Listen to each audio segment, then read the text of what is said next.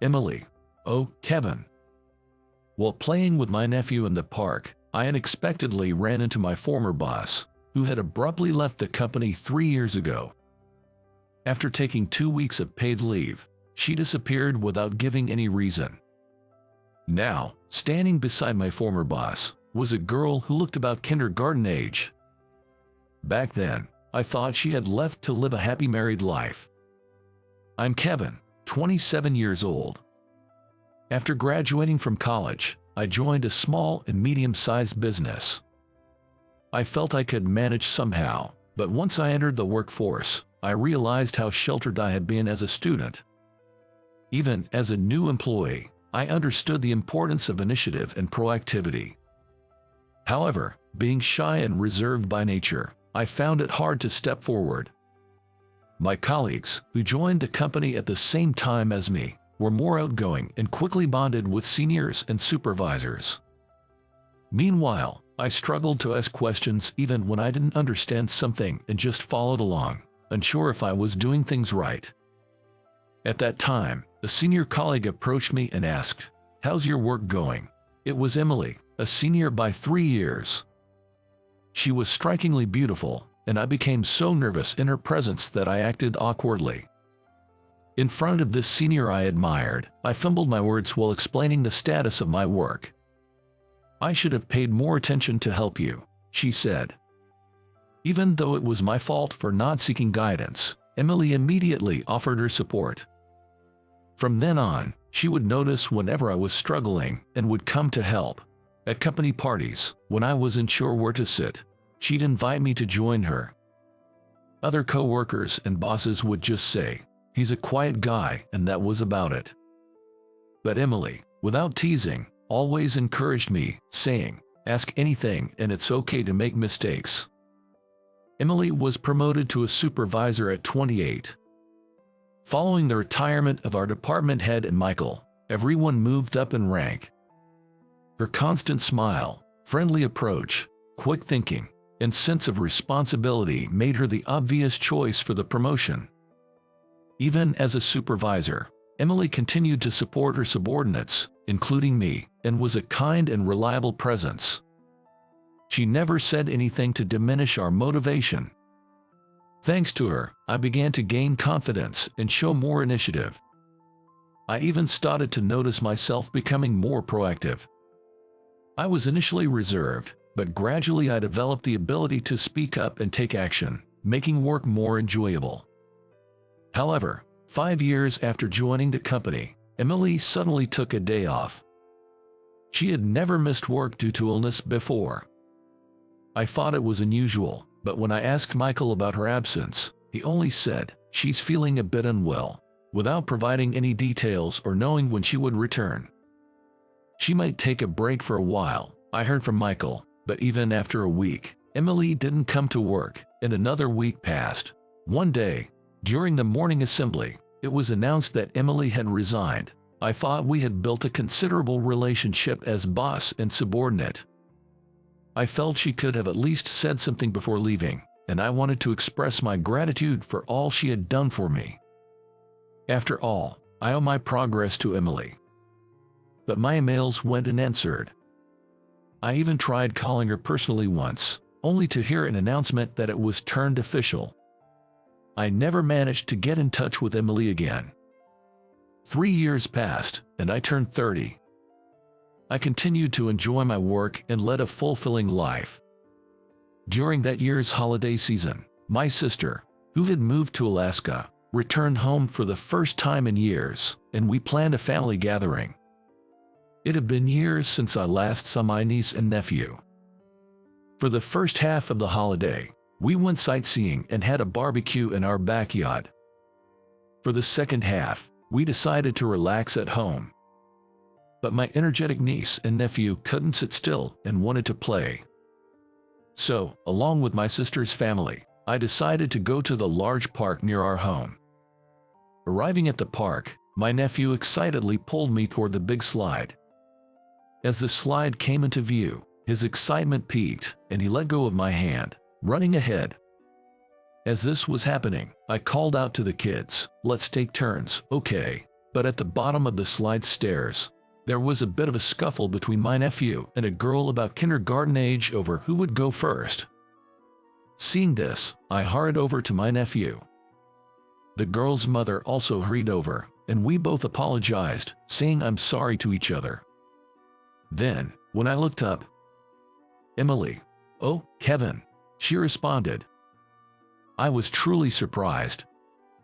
It was Emily, right there in front of me. For a moment, it felt like time had stopped. With the kids needing attention, our greetings were brief. Soon, my nephew got bored of the slide and started playing in the sandbox with my niece and the girl Emily had brought. My sister and her husband kindly offered to watch the kids, allowing Emily and me to talk on a nearby bench. The girl I thought was Emily's daughter turned out to be her niece. Emily had thought my nephew was my son. We both laughed at our mutual misunderstanding, thinking the other had become a parent. "Looks like we're both still single. I thought she was your daughter because she resembles you." Seeing Emily smile again after so long brought back memories. "But it's good to see her doing well." After a brief pause, I naturally spoke. "I left the company suddenly back then," Emily said with a hint of sadness in her smile. I wondered why she had left so abruptly. I wanted to ask the reason I never got to hear back then, but seeing Emily's sad face, I thought better of it and held back. Emily, watching her niece, seemed deep in thought. Then she revealed, "Actually, Olivia's mom, my sister, passed away right after giving birth to her." Emily shared her story with a sorrowful expression. Her sister, a single mother, had complications during childbirth and tragically passed away. Shocked by this news, Emily took a leave from work. Overwhelmed by shock, she couldn't bring herself to say my sister has passed away and instead took paid leave from the company. Even after her sister's funeral, the grief of losing her sister wasn't something that could easily fade away, so she took another week off, citing poor health. The loss of her close sister was devastating, and her parents were equally shattered. Worried about leaving her grieving parents, Emily decided to resign on her last day of leave. Emily's family home was far from the company. She felt she had no other choice but to resign. Hearing this for the first time, I was at a loss for words. Eventually, it was decided that Olivia would be raised by her grandparents. However, Emily was determined to take her sister's place. After discussions, they agreed to raise Olivia together as a family of 3. To make child-rearing easier, they moved from the city to this more rural area. Coincidentally, it was near my parents' home. As we were talking, Olivia came over and said, "Emmy, shall we go home?" "So, you're called Emmy," I said with an involuntary smile at the adorable nickname. Emily laughed a bit shyly.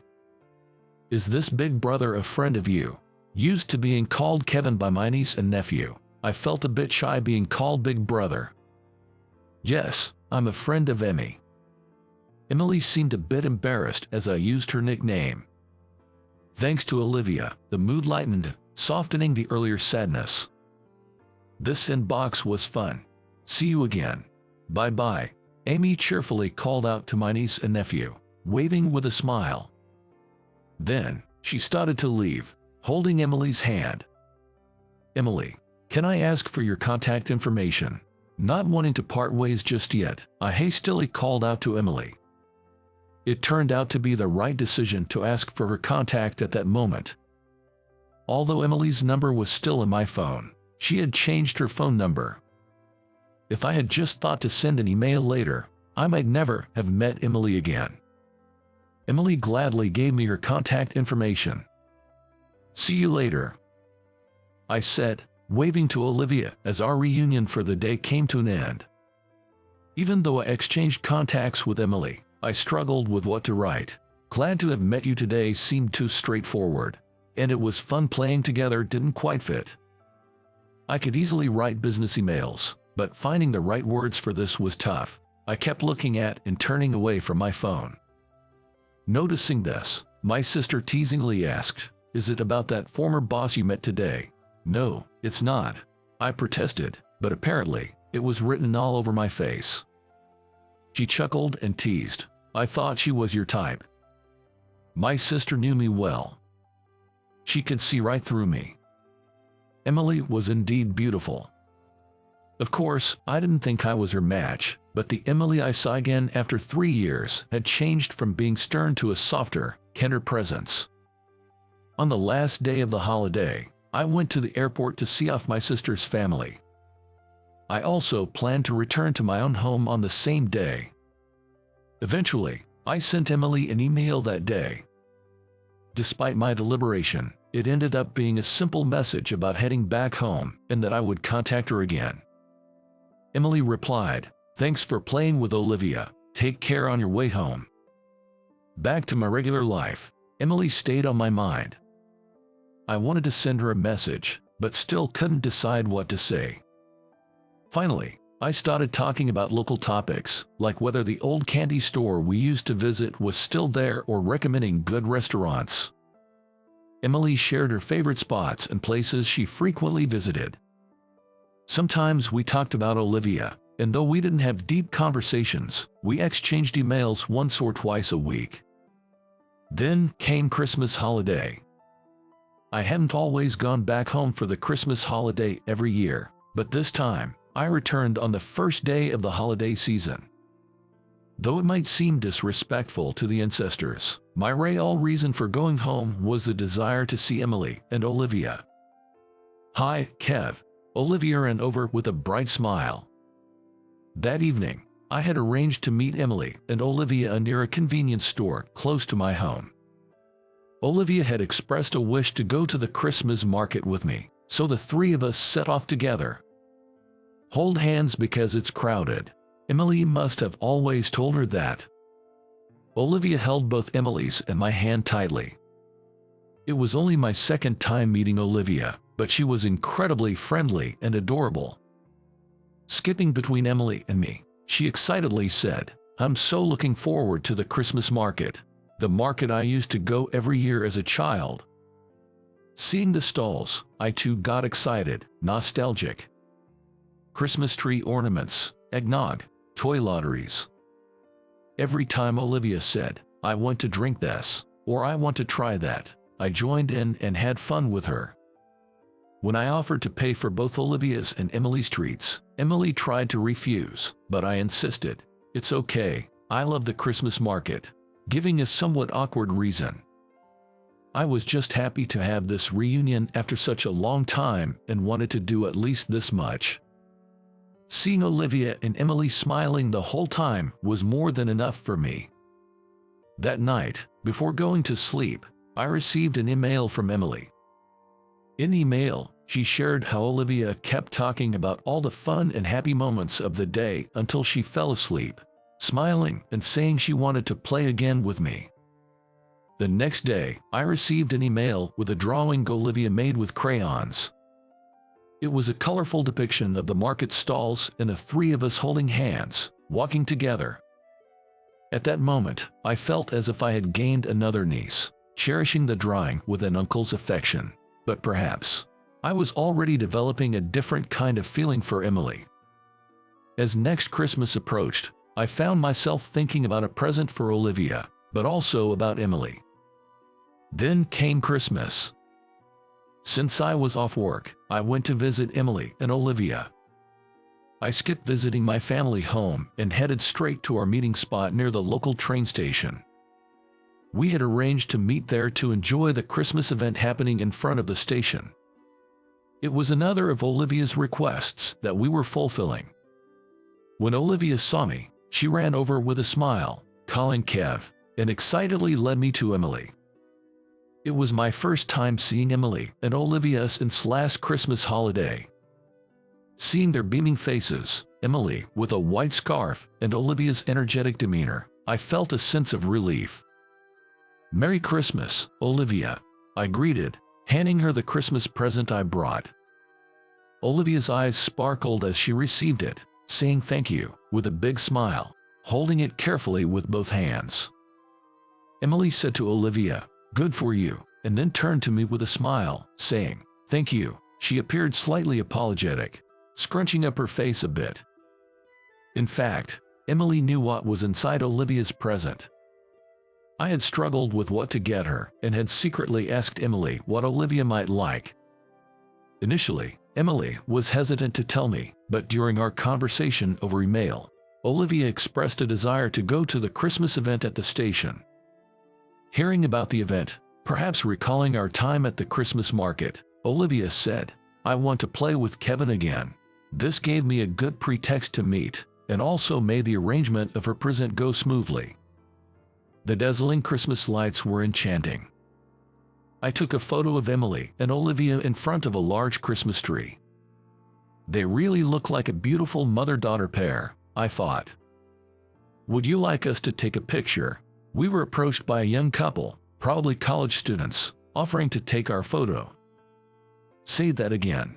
We can take a family photo for you, so why don't you join in?" Emily and I exchanged a puzzled look.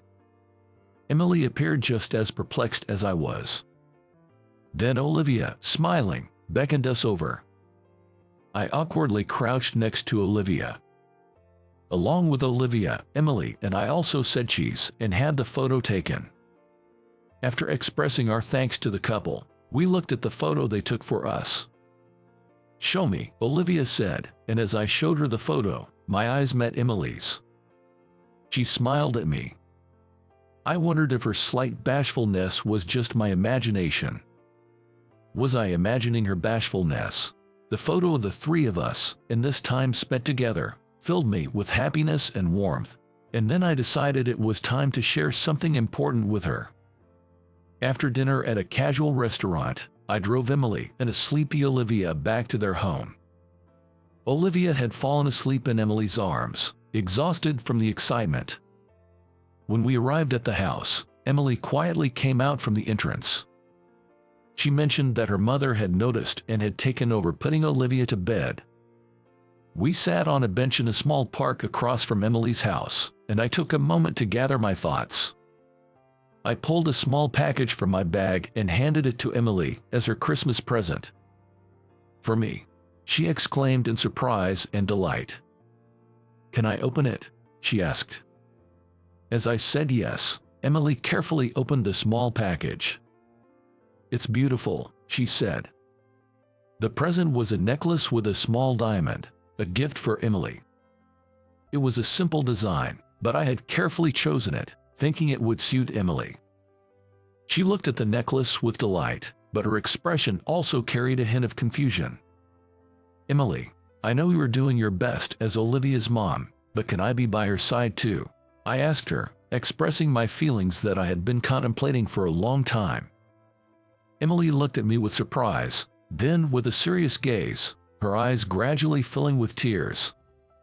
She looked down, biting her lip, and gazing off into the distance, seemingly lost in thought. From her profile, she appeared to be deep in thought. After a while, she spoke. "I'm sorry and thank you. I'm really happy to know how you feel, Kevin. To be honest, I'm drawn to you too. You've been kind to both Olivia and me, and our email exchanges have been a comforting part of my day. I've been grateful to have you in our lives, but I want to raise Olivia properly. I may not be her real mother, but I intend to be by her side as if I were. So, I can't reciprocate your feelings. I'm sorry, but thank you." Emily tried to end a conversation there. But I wasn't speaking out of a half-hearted sentiment.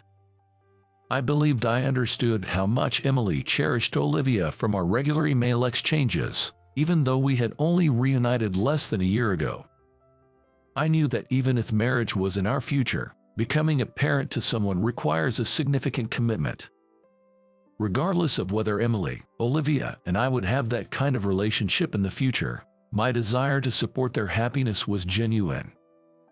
I conveyed my feelings straightforwardly to Emily. "Even if it's not as a lover, I still want to be there for you and Olivia. I might be younger and less reliable, but I want to be on your side. That's all."